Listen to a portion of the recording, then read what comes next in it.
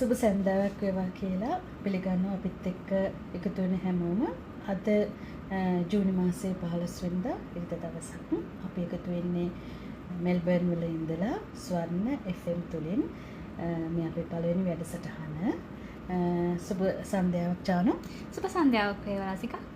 අපි අද මොකද කතා කරන්න යන මාතෘකාව අපි එදා ඉන්ට්‍රොඩක්ෂන් එකේදී ස්වර්ණ FM එකේදී අපි කිව්වා අපි කතා කරන්නේ ඇත්තටම කාන්තාවන් ගැන. එතකොට කාන්තාවන් සවි බල ගන්නවන්නේ කොහොමද කියන එක ගැන. එතකොට අද අපේ පළවෙනි කතිකාවට අපි මොකද තෝරගත්ත මාතෘකාව? මම හිතන්නේ අපි කාන්තාව සවි බල ගන්නවා කියනකොට රසිකා ප්‍රධාන වෙන දෙයක් තමයි අපි ආර්ථිකව කොච්චර ශක්තිමත්ද කියන එක කියලා මම විශ්වාස කරනවා. මොකද කාන්තාවකට සහ පවුලකට අවශ්‍ය දෙයක් ඒක. එතකොට මම හිතන්නේ අපි ආරම්භ කරොත් හොඳයි. අපි ඇයි කාන්තාවක් විදිහට ස්වාධීන වෙ යුත්තේ? විශේෂයෙන්ම ආර්ථික වැය අපි ස්වාධීන වෙ යුත්තේ කියන කාරණාව ගැන කතා කරමු කියලා මම හිතුවා. මේක ඇත්තටම කොටස් කිහිපයකට අපිට කතා කරන්න පුළුවන්. අපි ආර්ථික ස්වාධීනත්වය ගැන කතා කරනකොට ගොඩක් අය මේක වැරදියට තේරුම් ගන්න දෙයක්. ඒක මේ කාන්තාවට ඉන්ඩිපෙන්ඩන්ට් වෙන්න ඕනේ, කාන්තාව ස්වාධීන වෙන්න ඕනේ, කාන්තාව එතකොට පවුලකින් තන ඇතුලේ ඉන්නේ නැහැ, කාන්තාවට එතකොට සහකරුවෙක් හෝ සහකාරියක් දැන් අලුත් තත්ත්වයේ හැටියට ඕන වෙන්නේ නැහැ. අන්න ඒ වගේ දේවල් වැරදි විදිහට මේකට අර්ථකථනයක් වෙනවා. හැබැයි අපි මෙතන කතා කරන්නේ කාන්තාවක් ආර්ථිකව ස්වාධීන විය යුත්තේ ඇයි කියන එක තුලින් අපි කතා කරන්න හදන්නේ. කාන්තාවකට ආර්ථික ස්වාධීනත්වයේ තුලින් freedom of choice. ඒ කියන්නේ තෝරා ගැනීමේ නිදහස අයත් වෙනවා කියන එකත් එක්ක. ඒ ගැන පොඩ්ඩක් කතා කරමුද?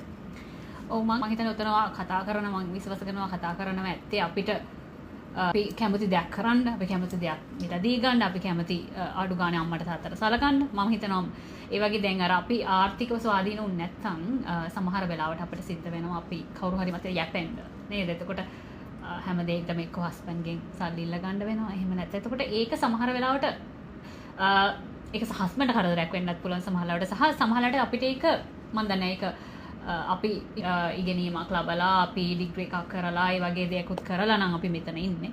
එතකොට අපිට නිදහසක් තියනවාද ඒක කරන්න? එතකොට මම හිතනවා ඔයා ඒ ගැනද කතා කරන්නේ? එහෙම නැත්නම් ඔව් අනිවාර්යයෙන්ම දැන් freedom of choice කියන එකෙන් අපි මෙතනදි කතා කළ යුත්තේ මම කියන්නේ අපි ගොඩක් වෙලාවට යැපෙන්නේ ඩිපෙන්ඩ් වෙන්නේ මේ ආර්ථික අවශ්‍යතා හේතුවෙන්. ඔයා කියව වගේ පොඩි දේවල් අපිට කන්න දෙයක් හිතුනොත් අපිට කන්න සල්ලි තියෙනවා. අපි කාන්තාවන් විදිහට ලස්සනට අඳින්න ආසයි. එතකොට අපිට අපි කැමති ඇඳුමක් ගන්න ඕන නම් අපිට සල්ලි තියෙන්න ඕන එක ගන්න. එතකොට අපි කැමති තැනක යන්න. අපි විවාහ වෙලා ඉන්න ඕනේ නෑ. අපි කැමති තැනක යන්න ඕන නම් travel කරන්න ඕනේ නම් ඉගෙන ගන්න ඕනේ නම්. මොකක් හරි අපි ආස කෝස් එකක් තියෙනවා ඉගෙන ගන්න. පොතක් තියෙනවා කියවන්න ගන්න. එතකොට අපිට අපි කාගෙන්වත් ඉල්ලන්න ඕන තත්වයක හිටියොත් ඒක හරිද? ඒක අපිට ඉල්ලන්න පුළුවන්. ඒක අපේ අර ආත්මාභිමානය කියන්නේ. එතකොට ඒකට මට නම් ඇත්තටම ඉල්ලනවා කියන එක කාගෙන්වත් ඉල්ලනවා කියන එකට වඩා මම දෙයක් කරගත්තා කියන අර ආත්මාභිමානය තියෙනවා. දැන් මම පොතක් ගත්තොත් ඒක මගේ. මම ඇඳුමක් ගත්තොත් ඒක මගේ. මම ඇඳුමක් අර ඇඳගෙන ඒක ඇඳගෙන යනවා කියන එක ඒක මගේ ආත්මාභිමානයනේ. ඔව් ඇත්තට. ඒ ෆ්‍රීඩම් එක තුලින් වෙන අනිත් දේ තමයි අර තමන්ගේ ආත්මාභිමානයක් හැදෙනවා. තමන්ගේ අර අපි කියන්නේ self esteem එකක් හැදෙනවයි කියලා.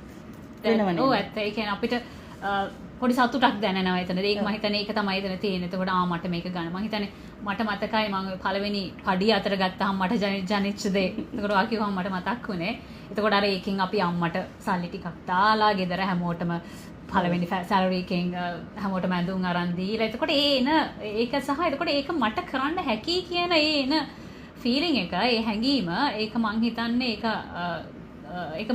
ඇත්තට කරලා ඒක වුණාම තමයි මම හිතන්නේ කියනකොට මතක් වෙනවා. ඒතර ඒක තේරෙන්නේ. ඉතින් මං හිතනවා ඒක ලැබිය යුතු දෙයක් කියලා. සහ අද කාලේ කාන්තාවන් රැකියාවක් කරනවා කියන එක මහ පුදුම විය යුතු කාරණාවක් නෙමෙයි. මොකද ඉස්සර තමයි අපේ අම්මලා ගෙදර ඉඳගෙන ළමයි බලාගත්තේ, ගෙදර ඉඳගෙන දේවල් කරේ. ඉතින් දැන් මේ වෙනකොට මං හිතන්නේ කාන්තාවක් රැකියාවක් කරනවා කියන එක ලොකු පුදුමයක් නෙමෙයි. ඒත් ලංකාවේ ඒක තාම වෙනස් වීගෙන යනවා මිසක් වෙනස් අනිත් ලෝකෙට සාපේක්ෂව වෙනස් වෙලා නැහැ.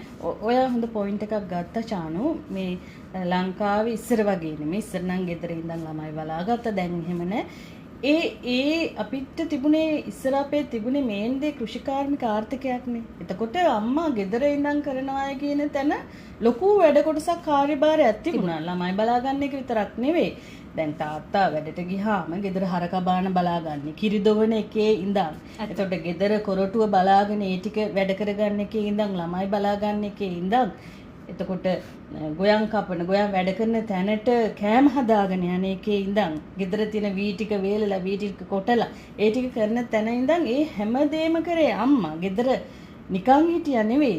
අම්මා ඒ වැඩ කොටස කරා. ඇත්තටම කියනවා නම් අම්මා රැකියාවක් කරා.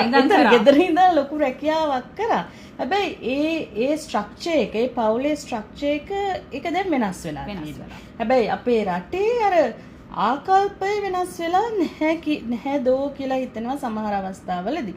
හැබැයි අනිත් එක තමයි ෆ්‍රීඩම් ඔෆ් චොයිස් කියනකොට අපි කතා කරන්න ඕන තව දෙයක් තමයි අපිට අවශ්‍ය දේවල් ගන්න විතරක් නෙවෙයි. දැන් අපි පාර්ට්නර් කෙනෙක් තෝරගන්නකොට විවාහයකට යනකොට බොයිෆ්‍රෙන්ඩ් කෙනෙක් තෝරගන්නකොට අපි තෝරගන්න ඕනේ එයාව අපිට ආර්ථිකව රුකුලක් වෙන්න නෙවෙයි. අපිව බලාගන්න අපිට කන්න බොන්න දෙන්න අපිට අඳින්න අරන් දෙන්න නෙවෙයි. අපි එහෙම කෙනෙක්ව තෝරගන්න ඕනේ අපේ ජීවිත සතුටට. ජීවිතේ සතුටින් ගත කරන්න පුළුවන්ද කියන එක. ඒතර අපිට ආර්ථික ස්ථාවරයක් තියෙනවා නම් අපිට ඒක පැත්තකින් තියලා හරියට අපිට ගැළපෙන කෙනාව සල්ලි නිසා බඳින්න ඕනේ නෑ කියන එකයි මම ඇත්තට මෙතන කියන්න ඕන කරන්නේ. නෑ ඒක ඇත්ත. මං හිතන්නේ එහෙම සමහර අවස්ථාවල ඒ වගේ දැන් අම්මලා වුණත් මං හිතන්නේ ඔයාට සල්ලි තියෙනවා හරක බාන තියෙනවා ඉඩම් මෙච්චර තියෙනවා. එහෙම කියලා අර සමහර වෙලාවට ඔය මට ඇහිලා තියෙනවා සමන් දැකලා තියෙනවා. යාට මේ අර එහා මෙහා පේන්නේ නෑ ඉඩම් තියෙනවා. ඉතින් ඇත්තටම මම හිතන්නේ දැන් මම සහකරුවෙක් තෝරගන්න වෙලාවේ අපි ඇත්තටම බැලුවා අපි දෙන්නටම එකතු වෙලා ජීවිතේ ගොඩ නගා ගන්න පුළුවන් කොහොමද කියන්නේ. මොකද අන්තිමට අපි දෙන කරෙත් එහෙම තමයි. එතකොට දැන් අර දෙන්නම එකතු වෙලා ජීවිතේ ගොඩ නගා ගන්නවද නැත්නම් අපි හරක බාන ඉඩ කඩන් තියෙන එක්කෙනෙක් බැඳලා අපිට කණ්ඩ බොණ්ඩ දෙනකන් අපි බලන් ඉන්නවා. අන්න ඒ choice එකත් අපිට ගන්න පුළුවන්. ඒ freedom එකත් අපිට තියෙනවා. අපි independent වෙලා හිටියොත්. ඒ වගේම තමයි තව දෙයක් තියෙනවා. emergency situations වලදී අපි unforeseen situations එන්න පුළුවන්. අපිට හොඳ පාර්ට්නර් කෙනෙක් ඉන්න පුළුවන්. අපිට හොඳ ලයිෆ් එකක් තියෙන්න පුළුවන්. එයා හොඳ ප්‍රොවයිඩර් කෙනෙක් වෙන්න පුළුවන්. හැබැයි ලයිෆ් එක කියන දේ හරි uncertain දෙයක්. එතකොට සමහරක් වෙලාවට අපිට සිදු වෙනවා එහෙම හොඳට තිබුණු මැරේජස් මොනියම් හරි හේතුවක් නිසා කඩා වැටෙන අවස්ථාවල් තියෙනවා. එතකොට මේ ෆයිනෑන්ෂල් ඉන්ඩිපෙන්ඩන්ස් එකක් නැති වුනහම කාන්තාවකට මේ මැරේජ් එක ඇතුලේ ඉන්න වෙනවා. මොකද එයාට එළියට ගිහිල්ලා තනියම ළමයි එක්ක ජීවත් වෙන්න බැරි අවස්ථාවක් නිසා. එතකොට ඒ අන්හැපිනස් එක තුල ඒ තමයි එයා ජීවිතේ ගත කරන්නේ. එහෙම අන්හැපි මැරේජ් එකක් ඇතුලේ හැදෙන දරුවොත් අන්හැපි වෙනවා. ඒකව පිළිගන්නවද? අනිවාර්යෙන්ම මං හිතන්නේ ඕක මම ගොඩක් ඔය මම හිතන්නේ අපි සමාජ මාධ්‍යයේ හැසිරෙනකොට සහ මම දැකලා තියෙනවා ගොඩක් අය සමහර වෙලාවට ගැහණු උදවිය කතා කරනවා. දැන් ඩොමෙස්ටික් වයලන්ස් එහෙම නැත්නම් ගෘහස්ත හිංසනයට ලක් වෙන්න පුළුවන්. ඊට පස්සේ තමන්ගේ පාර්ට්නර් තමන්ට සලකන්නේ නැහැ. ඊට පස්සේ තමන්ගේ පාර්ට්නර් දාලා ගිහිල්ලා එක්ක එයා වෙනත් affair එකක් පටන් අරගෙන එහෙමත් නැත්නම් එක්ක පාර්ට්නර් ඩිසේබල් වෙනවා. එහෙම නැත්නම් තමන්ගේ පාර්ට්නර් මිය යනවා. හරි එහෙම වුණාම සමහරලාට ගැහණු අය ගොඩාක් මම දැකලා තියෙනවා ලංකාවේ හරි කලබල වෙනවා අසරණ වෙනවා. සමහරලාට වෙන දෙයක් ඕනේ නැහැ. මම හිතන්නේ මම ඔයත් එක්ක සාකච්ඡා කරා අඩු ගන්න සමහරවිට හස්බන්ඩ් නැතුව ගමනක් යන්න බෑ. හස්බන්ඩ් නැතුව වාහනයක යන්න බෑ. අදිසිය ටයර් එකක් ගියොත් මොකක්ද වෙන්නේ? මම මොකද කරන්නේ කියලා අර මේ ඉන්ඩිපෙන්ඩන්ස් කියන මේ ආර්ථික කෙසේ වෙතත් මම කියන්නේ දැන් අර අපිට ඒ ඉන්නේ ඒ ලෙවල් එකට යනකම් ගට්ස් නෑ කියන්නේ සමහර අයට ඒ ගට්ස් නෑ. ඒ කියන්නේ ඒ අර ඒ හැකියාව සමහරලාට නෑ. ඉතින් මම හිතුවේ දැන් අර හදිසිය අපිට පාර්ට්නර් කියන කෙනා අපිට මොනවාම් හේතුවක් හරි විදිහට නැති වුණොත් අපි මොකද්ද කරන්නේ කියන කාරණේ. ඔව් සමහර අවස්ථාවල් වෙනවා ඔයා කිව්වා වගේ ලෙඩ වුණා පාර්ට්නර් ලෙඩ වුණා යාට ජොබ් එක නැති වුණා. ඒකට පවුල කඩා වැටෙන්න දෙනවද? අම්මා විදිහට කාන්තාව විදිහට පවුල කඩා වැටෙන්න දෙනවද? නැත්තම් ඔයා සවි බල වෙලා ඉන්නවද මේ පවුල හරි. එයාට බැරි වුණා මම දැන් එයාවත් බලාගෙන දරුවොත් බලාගෙන පවුල ඉස්සරහට ගෙනියනවා කියන එක. ඔය කිව්ව කාරණා හැම එකටම මේ කාන්තාව ෆයිනෑන්ෂියලි ඉන්ඩිපෙන්ඩන්ට් වෙන එක නැත්නම් ආර්ථික ස්වාධීනත්වයේ තියෙන එක බලපානවා.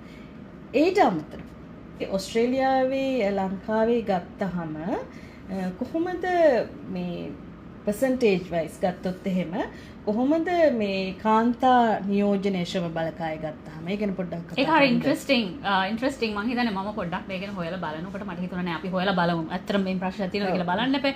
අපිට නිකන් කතා කරන්න බෑනේ. ඒතර ඇත්තටම ලංකාව ගත්තොත් එහෙම ලංකාවේ දැනට තියෙන ස්ටැට්ස් වලට අනුව කාන්තා නියෝජනය ශ්‍රම බලකාය කාන්තා නියෝජනය 32% විතර තමයි තියෙන්නේ. එතකොට ලෝකේ ගත්තොත් එහෙම ලෝකේ සහ ඔස්ට්‍රේලියාව සහ ලෝකේ ගත්තොත් එහෙම මේ අගය සාමාන්‍යයෙන් 51%ක්. මම 2025 ස්ටැටිස්ටික්ස් බලනකොට මේ ලංකාවේ ඇක්ටිව්ලි ජොබ් රිසර්ච් කරන කට්ටිය 130 ගාණක් ඉන්නේ කියලා. එතකොට 71%ක්ම ලංකාවේ ඇක්ටිව්ලි ජොබ් ඒ කියන්නේ තම උනන්දුවෙන් රැකියාවක් ගන්න උනන්දුවෙන් නැති කට්ටිය ඉන්නේ කියන එක මට මේක අදාහ ගන්න බැරි වුණා 71%ක් වගේ ප්‍රමාණයක් මේක වෙන්න පුළුවන්ද කියලා ඉතින්. ඒක ඇත්තටම මේ ලොකු පුදුමයට හේතුව තමයි සාක්ෂරතාවය. ලිටරසි ඇන්ඩ් නියුමරසි අතින් ගත්තාම ලංකාව ලෝකයේ ඔස්ට්‍රේලියාටත් වඩා ලෝකයේ ඉහළම තැනකින් 85% ඒ වගේ ලොකු අගයක ඉන්න තැනක්. මොකද ලංකාවේ අධ්‍යාපනය නොමිලේ ලබා දෙන පාසල් අධ්‍යාපනයත් නොමිලේ තෝරාගත් පිරිසකට යුනිවර්සිටි අධ්‍යාපනය අපි නොමිලේ ලබා දෙනවා. ඒක මේ දියුණු රටක් වන ඔස්ට්‍රේලියාවත් නොකරන දෙයක්. එතකොට එහෙම රටක ඇක්ටිව් ජොබ් සීකින් 30%කටත් අඩු ප්‍රමාණයක් තියෙන්නේ කියන එක ඇත්තටම මේ හරි දුක හිතෙන කාරණයක්. දැන් ඔතනදී මම තව කියන්න ඕන කාරණයක් තියෙනවා. මම දන්න අය ඉන්නවා නොමිලේ ලැබුණු යුනිවර්සිටි අධ්‍යාපනය, ඒ කියන්නේ විශ්වවිද්‍යාල අධ්‍යාපනය ලබාගෙනත් රැකියාව නොකරන අය. ඒ කියන්නේ එයාලා ලංකාවේ මිනිස්සුන්ගේ මහ ජනතාවගේ මුදලින් ඉගෙනගෙන ඒකෙන් රටටවත් කාටවත් තමන්ටවත් වැඩක් දැන් එයා වැඩ නොකරනවා කියන්නේ එයාත් රටට බරක් කියන එකනේ. මොකද ඔය ඔක්කොම අපි ඔය ඇතුලේ ගත්තාම කවුරුත් ඒක හිතන්නේ නැති දෙයක් තමයි. දැන් ඔයා වැඩ කරන්නේ මං වැඩ කරනවා කියන එකේ තේරුම මං වැඩ කරන එකෙන් ඔයා ජීවත් වෙනවා කියන එක වක්‍රව. එහෙම තමයි ඒක මොන විදියට හරි මම රටේ ආර්ථිකයට දායක වෙන්නේ නැතුව ඉන්නවා කියන්නේ මම අනිත් අයගෙන් යැපෙනවා කියන එක. එතකොට නොමිලේ අධ්‍යාපනය විශ්වවිද්‍යාල අධ්‍යාපනය ලබාගෙන රටට මොකවත් නොකර රටෙන් තවදුරටත් යැපෙන කෙනෙක් ඊට අමතරව ඒක අපරාධයක් විදිහට මම දකිනවා. මොකද අපේ විශ්වවිද්‍යාලවල තියෙන හරි සීමිත ප්‍රමාණයක් නේ A level දැන් A2 B1 ගත්ත ළමයෙකුටත් යුනිවර්සිටි යන්න බැරි තත්ත්වයක් සමහර අවස්ථා තියෙනවා. ඒ වගේ අවස්ථාවක අර නොමිලේ අධ්‍යාපනය ලබාගෙන රටේ ආර්ථිකයට සහ මොනවටවත් දායක වෙන්නේ නැහැ කියන එකේ තේරුම තමයි ඒ තව එන්නේ තිබුණු ළමයේගේ chance එකකුත් නැති කරලා ඇත්ත නේද? තව කෙනෙක්ට තිබ්බ chance එකක් තමයි නැති කරලා තියෙන්නේ ඇත්ත ඒක. ඉතින් ඒක කියනකොට මට මතක් වුණේ ඇත්තටම අධ්‍යාපනය ගැන කතා කරනකොට දැන් සාමාන්‍යයෙන් අපි gender disparity ගැන කතා කරනවා. අපි ගිය පාර කතා කරා ඒ gender disparity කියන්නේ මේ වැය තියෙන inequality සහ මේ කොච්චර වෙනසක් තියනවද ගැහැණු පිරිමි. එතකොට දැන් ලංකාව ගත්තොත් එහෙනම් මම ලංකාව සහ අපේ රීජන් එකේ එහෙම නැත්නම් අපේ කලාපයේ තියෙන වෙනත් රටවල් ගත්තොත් මම කියන්නේ මේ දියුණු රටවල් නැතුව දියුණු වෙමින් පවතින රටවල් ගත්තොත් එහෙම ලංකාවේ ජෙන්ඩර් ඩිස්පැරිටි එකක් නැති එකම තැන තමයි අධ්‍යාපනය. ඇත්තටම කාන්තාවන් තමයි කියන්නේ ගැහණු දරුවන් තමයි ඉගෙන ගන්න පැත්ත වැඩිපුරම ඉගෙන ගන්න. හැබැයි ශ්‍රම බලකාය ගත්තාම ජොබ්ස් වල ඉන්න කට්ටිය ගත්තාම ඕක අනිත් පැත්ත. ඉතින් ඒක හරිම ලොකු නොගැලපීමක්. මම ඒක කම්පෙයාර් කරනකොට මම කල්පනා කරා හදේනේ ඇයි මෙහෙම වෙන්නේ ළමයි ගෑනු ළමයි වැඩිපුර ඉගෙන ගන්නවා වැඩිපුර අධ්‍යාපනයට යොමු වෙනවා එතකොට ඩිග්‍රී ගන්න ගියත් අපි ඇයි එහෙම ඩිස්පැරිටි එක එතකොට ඒක ඇත්තටම ඔයා කියනවා වගේ මේ විශ්වවිද්‍යාල අධ්‍යාපනයට අපේ රටේ ලොකු වියදමක් දරලා විශේෂයෙන්ම STEM education වලට ලොකු වියදමක් දරලා වැඩ කරනවා ඒතකොට එතනින් එළියට එන ළමයි එළියට එන කාන්තාවන් අපේ ආර්ථිකයට දායක වෙන්නේ නැත්නම් මං හිතන්නේ ඇත්තට මෙතන ලොකු ප්‍රශ්නයක් තියෙනවා මොකද අපේ රට ඇතුළේ තියෙන සල්ලි වලින් ඉගෙනගෙන මුකුත් නොකර අපි ඉන්නවා නම් එතකොට ඒක සාධාරණ. ඒක සාධාරණ. ඒක ඇත්තටම තව දවසක් කතා කරන්න ඕනේ හොඳම මාතෘකාවක්. ඒකට අපි පොඩි යෝජනාවකුත් කරලා තියෙනවා. ඒක ඇත්තටම අපේ රටෙම රිජෙක්ට් වෙනවා. අපි කියනකොට අපි ඒක වෙන දවසක් කතා කරමු. මට යන්න ඕනේ ආපහු few steps back ගිහිල්ලා මම කතා කරන්න ඕනේ. අපි කතා කරා දියුණු ලෝකේ රටවලත් කොට ඕස්ට්‍රේලියාව වගේ රටවලට සාපේක්ෂව ලංකාවේ ශ්‍රම බලකාය ගත්තම කාන්තා නියෝජනය අඩුයි කියලා. හැබැයි දැන් ඔයත් ඕස්ට්‍රේලියාවේ ජීවත් වෙන කෙනෙක්, මාත් ඕස්ට්‍රේලියාවේ අවුරුදු 18ක් ජීවත් වෙන කෙනෙක්. ඒ වුණාට අපි ලංකාවට නිතර යන්නේ ලංකාවේ හැදිලා වැඩිලා ආපු අය සහ ජීවිතේ ලොකු කාලයක් ලංකාවේ ජීවත් වෙච්ච අපේ ජීවිත කාලෙම භාගයකට වඩා ලංකාවේ ජීවත් වෙච්ච අය. එහෙම ගත්තහම දැන් මම මෙහි සමාජයේ වර්කින් වුමන් කෙනෙක් හැටියට, අම්මා කෙනෙක් හැටියට බිරිඳක් විදියට වැඩ කරනවා. සහ මගේ යාළුවෝ, මගේ අම්මා තාත්තා, මගේ සහෝදර සහෝදරියෝ එහෙ වැඩ කරන දේ මම දකිනවා. සපෝට් සිස්ටම් එක, කාන්තාවකට සපෝට් සිස්ටම් එක ගත්තහම ලංකාවේ අපේ කල්චර් එක තුල තියෙන සපෝට් සිස්ටම් එක, මම කියන්නේ සමාජය නෙමෙයි, අපේ සමාජය තමයි සෝෂල් සපෝට් සිස්ටම් එක. ඒ කියන්නේ නෑ අපේ අම්මලා තාත්තලාගෙන්, අපේ සහෝදර සහෝදරයන්ගෙන්, යාළුවෝන්ගෙන්, එයාලගෙන් අපේ වැඩ කරගන්න, අපේ ළමයි බලාගන්න හැම දෙයකටම තියෙන සපෝට් සිස්ටම් එක හරි වැඩි. දැන් ඕස්ට්‍රේලියාව ගත්තහම අපි මෙතන ළමයි තනියම බලා ගන්න ඕනේ. අපිට ළමයි අල්ලපු ගෙදර තියලා යන්න කවදාවත් බෑ. එතකොට අපි උයා ගන්න ඕනේ. අපි ක්ලීන් කර ගන්න ඕනේ. අපි shopping යනවා. අපි drive කරගෙන තමයි හැමදැනම ගිහිල්ලා වැඩ කරගන්නේ.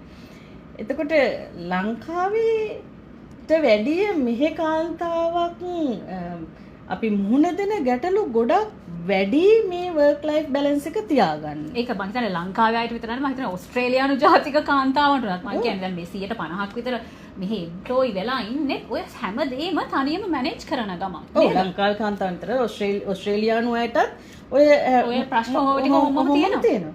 ඉතින් ලංකාවේ අර සපෝට් සිස්ටම් එක තියෙද්දි තමයි කාන්තාවන් යන්නේ නැත්තේ. වැඩ නොකර ඉන්නේ. දැන් අපිට සහ මෙහි ඕස්ට්‍රේලියානු වෙස්ටර්න් සමාජයේ මෙහි අපිට සහ මෙහි කාන්තාවන්ට එයාලට ওই සිස්ටම් එකක් නැහැ.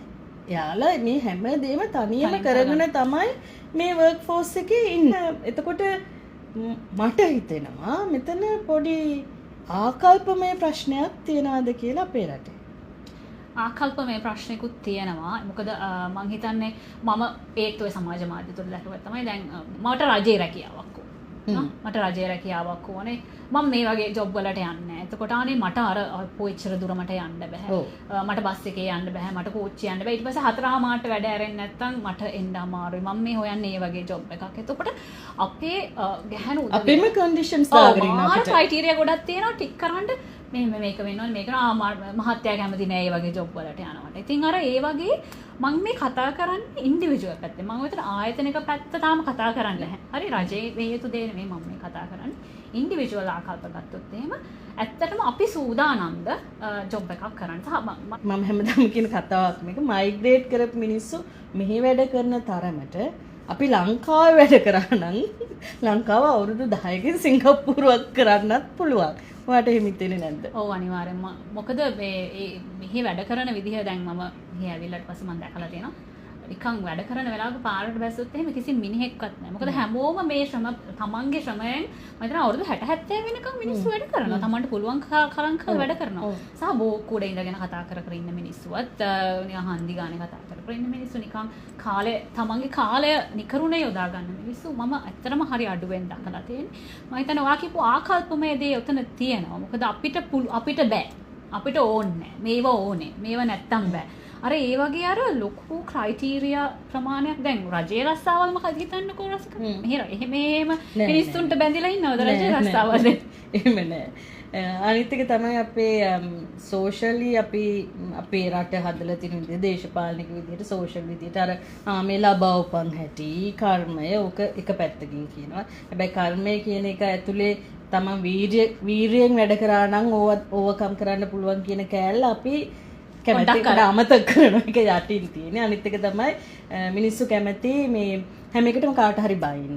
දේශපාලකයාට බයිනවා. 76 වසරක සාපේට බයිනවා. අරක කියනවා මේක කියනවා. ඉතින් ඒව ඇතුළේදී දේශපාලකයොත් වාසි ගන්නවා. එයාලත් කැමති මිනිස්සු ගොඩක් ඒ මූලික අවශ්‍යතා නැතුව ඉන්නවනම්. මොකද ඒවා ඡන්ද පොරොන්දු ලිස්ට් එකක් වෙනවා. ගන්නගේ තුවාල වගේ. ගන්නගේ තුවාල වගේ. රස්සා දෙන්නම්, කන්න බොන්න නිකන් දෙන්නම්, ඉස්කෝල හොයලා දෙන්නම්, එහෙම කියලා ඡන්ද ගන්න පුළුවන්. දැන් ඔය ඔක්කොම කරගත්තොත් එහෙම අපි එයාලට ඡන්ද පොරොන්දු නෑනේ.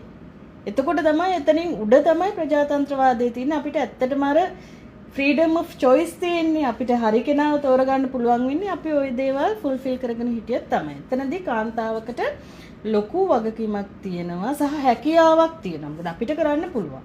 එතකොට ඒ කියන්නේ හැම කාන්තාවටම අඩු වැඩි වශයෙන් ඕක තමන්ගේ ප්‍රමාණයට කරගන්න පුළුවන්. නිකන් ඉන්නවා කියන එක තමන්ට බෑ කියන එක එක්ස්කියුස් එකක් කරගන්න එපා කියන එක තමයි මේ අපි කියන්නේ. එතකොට ඒ වගේම ඔබ කතා කරා මෙතන මේ ආයතනික වශයෙන් සහ දේශපාලන වශයෙන් රජයේ වශයෙන් ලොකු වගකීමක් තියෙනවා කාන්තාවන් කොහොමද මේ වර්ක් ෆෝස් එකට ගන්න කියන එක. සහ ඒගොල්ලන්ව තියාගන්න රිටෙන්ෂන් කියන. ඔතන කතන්දර ගොඩක් තියෙනවනේ ආයතනයක් වශයෙන් ගත්තොත්. ඔව්. ඒකට රජයේ වශයෙන් policies and procedures ගේන්න ඕනේ. ඒවා ඉම්ප්ලිමන්ට් කරන්න ඕනේ ආයතනික වශයෙන්. එතකොට ආයතනවල වගකීම් මොකද්ද? ඉන්ඩිවිජුවල්ස් ලගේ වගකීම් මොකද්ද කියන එක.